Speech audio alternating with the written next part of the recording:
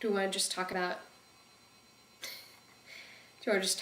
what can lead to depression or what you've gone through? I am Charisse. And I'm Holly.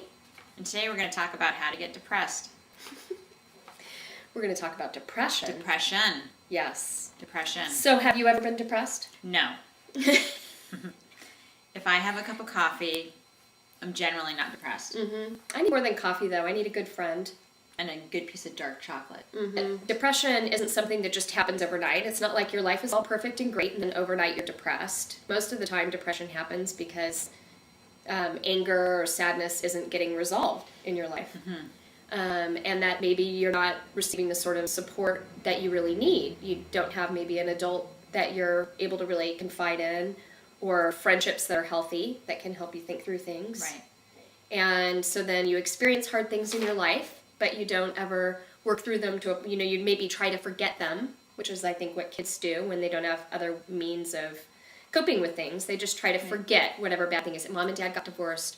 I'm just going to forget about how sad that makes me feel. And because you look like you're normal, you're a kid, and you go out and you go to school and you play your sports and you look normal, Mom and Dad think you must be okay.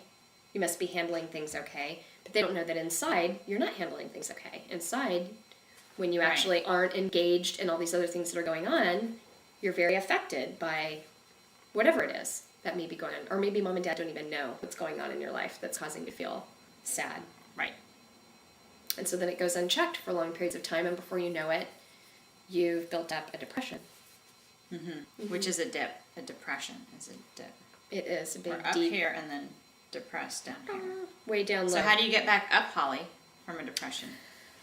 Well, I think the first most important thing to do is when you recognize that you have feelings of sadness or anger is to start dealing with them. And so ignoring feelings doesn't ever lead usually to good things. I mean, sometimes, people make you angry. You need to be able to shake stuff like that off, right? Siblings are doing stuff or whatever. Sometimes you just need to be able to shake it off like this. Yeah, you can do that if that makes you happy. You could do a dance or shimmy.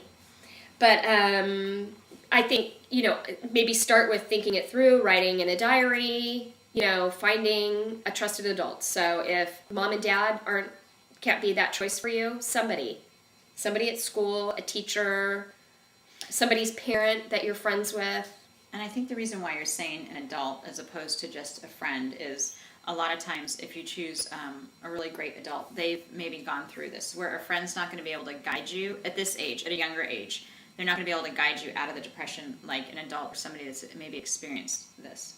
Right. And a lot of times you just need to be told that whatever you're going through, lots of people have been through and they've come out the other side okay. And, it's okay to be sad. It's okay to, be angry. It's okay to have those emotions, and you should have those emotions, because I think the most dangerous thing is ignoring the emotions or, ignoring the emotions, because as soon as you ignore the emotions for long enough, then you get into behaviors that are really dangerous, because you can suppress feelings, but eventually they're going to come back up in other areas of your life.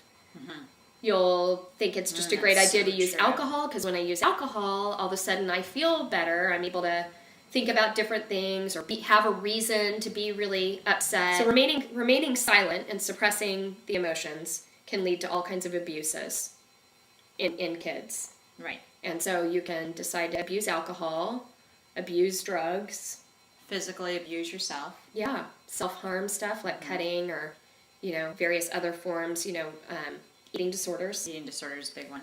Mm-hmm. Mm-hmm. And also looking for other outlets that take you, all of these things are things that take you out of your circumstances and maybe make you feel more powerful or more able to work out your emotions, right? So you feel like you have a right to be sad when you're on alcohol or drugs, or you may take it out sexually and decide that, when I have sex, I feel like I have power over my circumstances. Right. And so that makes me feel better. And these are all wrong choices. All wrong choices. Because they're all going to lead down paths of addiction. Because you're covering up the symptom, you're not fixing the problem. Right. Mm-hmm. And every time you do that, you're actually making things worse. Mm-hmm. So don't do that. At all. Ever. As kids get older, sometimes what causes depression is they start noticing differences between themselves and other people. they start comparing. When you're younger, you kind of don't really do that as much, but when you get older in your teenage years, you start comparing other people's strengths with your weaknesses. So she's so academic or so popular or so pretty, and I'm none of those things, and that can create a depression within yourself, right? Right. Or just external circumstances like what's going on in your family or with your friendship circles can sometimes make kids sad, that can lead to depression. Chemical imbalances in your body that you wouldn't even know about. So some of the things that you can do to start feeling better is to talk to somebody. So finding an adult that you trust. If you don't feel like there's an adult that you really can trust, look into, talking to your school counselor, someone at school, or might be a teacher or somebody that you look up to at school that you could say, I really need someone to talk to, and maybe they can either point you in the direction of someone, or maybe they'd be willing to help start to talk to you, so that you can just figure out, like, where do I even start? Where do I even start about feeling better? Because I think when you're stuck in the middle of that cloud, it's really hard to think your way out. And friends can be really sympathetic, but sometimes they can make it worse, because sometimes they don't give you any objective feedback, and so it's just like, oh, that does stink. Oh, that is horrible. Before you know it, you're feeling even worse. Yeah. Or they could just agree with you, and maybe you don't need someone to agree with you about whatever's going on. Maybe you need someone to say, well, that is one way to think about it, but maybe there's another way you could think about it that would make you feel better about whatever the circumstances are. And I think another thing is faith. I think if you have been raised in a faith, this is a time to use it. Definitely. Yeah. And so, like, what's some ways they could use their faith? I think prayer is the biggest way. Yeah. Either to pray that the depression, could go away, or that you'll see, the reason why you're depressed, or that God will lead you to somebody that can help you with your depression. Yeah, I think that's really critical, and it could be a good time to go to, the Christian bookstore and look through books that might, there's tons of books on depression, for teenagers that you could read through that would help you sort of think through things with a, godly perspective. Certainly reading your Bible, or going to a youth group, or getting a part of a really healthy group of some types. If you're not religious, maybe finding a good support group in your neighborhood. You could go online, I'm sure, easily, and just type in, depression support groups, and I'm sure there's probably free community services in your area that where you could go and be a part of a larger group that sort of talks through how tough it is to be a teen and how to sort of work through various problems you might encounter. I think the biggest thing is, as soon as you feel that you have an issue with this, is to correct it. Yeah. The sooner you correct it, the happier you'll be. And if you let it drag on and on and on, it just is just going to get worse and worse, and you're going to waste a lot of time. Yeah. And I think it's common for kids to, in their teenage years particularly, to feel unsettled or unhappy. I mean, those are all normal, lifelong conditions that we have. But don't stay in a place where you think it's normal to be unhappy all the time, or frequently unhappy and unsettled, and because that's not the way you should be living your life. Everyone gets tired, everyone has a heavy workload or has stress from time to time, but when that starts to spiral you into something that starts looking like a depression, self-harm stuff, that's not normal. No. And you shouldn't be continuing down that path. You need to find a way out. And I know some people feel that it feels good, it takes away some of the pain for the moment, but imagine how that feels, and that you get that small amount of relief. Imagine if you had that 24/7 instead of just one little cut making you feel so much better.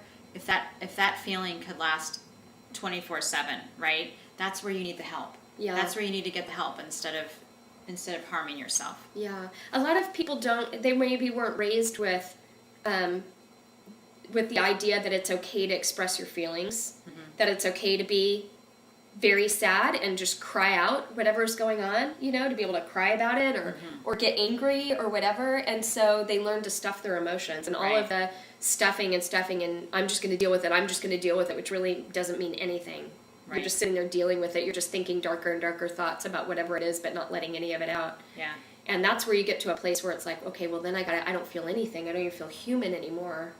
And that's how they end up starting to cut and do things. Because it's like, oh, well, I finally feel like I'm a part of this world. I actually had some pain, actual pain and feelings, and I could cry. And, it's just, it's okay for you to, even if your parents haven't given you permission to be upset about things, it's okay to go in and shut your bedroom door and cry your eyes out about something that happened that day, about school or whatever. You have to be able to get that sadness out.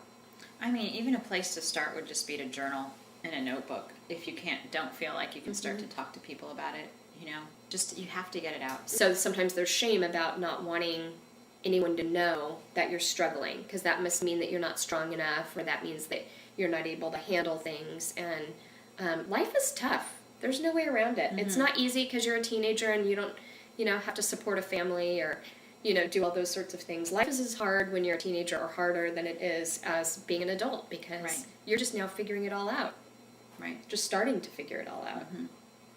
And so you need outlets to be able to handle the things that are going on, healthy outlets. And, it's easy to feel trapped, I think, when you're a kid, too, because the things are happening to you all the time. You can't control if your parents decide to get divorced. Right. And there's nothing you can do. And there's lots of things in your world that's controlling your circumstances. There's school and whatever adults you have to sit under at school that may or may not be respectful to you or to your peers. There's, the stuff going on at home that may not be very supportive, or expectations that are set so high that you feel like you can't possibly measure up. There's all kinds of these pressures. And the thing to remember is that these are not forever. And there's going to be a time when you're going to be able to control your life more than you do now. And you'll be able to make decisions about, more important decisions about, who you want to be and how you want to live and what you want to do with your future. But you can have control even at a younger age. You don't have control around your circumstances, but you have control of the choices you make. Whether you wake up sad or you wake up happy, if you don't have control over that, then it could be a chemical imbalance, and you need to get help with it, right? You can control. You can just do it. When you wake up in the morning and say, today is going to totally suck. It's going to be the worst day of my life.